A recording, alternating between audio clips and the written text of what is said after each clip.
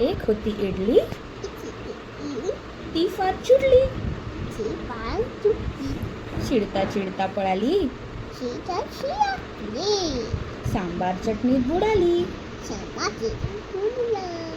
सांबार होता गरम, इडली झाली नरम. चमचा आला खुशीत, जाऊन बसला कुशीत.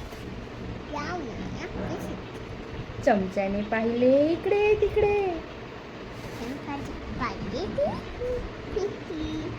इडलीचे केले तुकडे तुकडे.